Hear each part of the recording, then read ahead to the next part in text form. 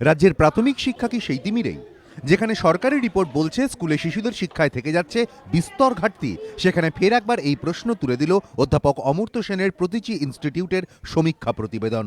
প্রতিবেদনের যে খসড়া তৈরি হয়েছে তার ছত্রছত্রে প্রকট রাজ্যের প্রাথমিক শিক্ষায় দৈন্যের ছবি।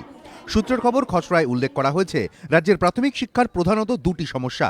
এক, সরকারি স্কুলে শিক্ষকরা পড়ান না, ছাত্রদের ভরসা প্রাইভেট টিউশন। দ্বিতীয়ত, শিক্ষক, পরিকাঠামো ও প্রশিক্ষণের অভাব। শিক্ষকদের ওপর নানা কাজের বোঝা, পড়ানোর মতো সুযোগ কোথায় শিক্ষকদের?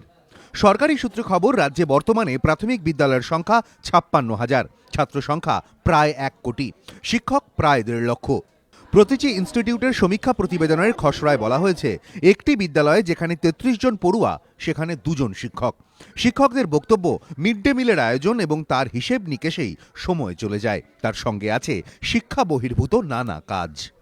স্কুলগুলোতে যে সংসাধন যেটাকে বলে রিসোর্স, সেটা যেমন নেই, এক অংশের স্কুলের মধ্যে একটা খুবই চাকরি ভাব, আমরা চাকরি করতে এসেছি, দুটো সত্যই একসঙ্গে চলছে। সমীক্ষা প্রতিবেদনে আরও বলা হয়েছে, রাজ্যে শিক্ষকদের কোথায় নিয়োগ করা হবে তার ভিত্তিটা বিদ্যালয়ের প্রয়োজনের সঙ্গে সম্পর্কিত নয়, তা নির্ভর করে শিক্ষকদের ব্যক্তিগত প্রয়োজনের ওপর।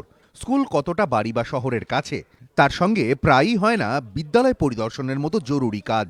এর মাঝেও যতটা কাজ করা সম্ভব তাও না করার মানসিকতার শিকার হয়ে পড়ছেন শিক্ষকদের একাংশ।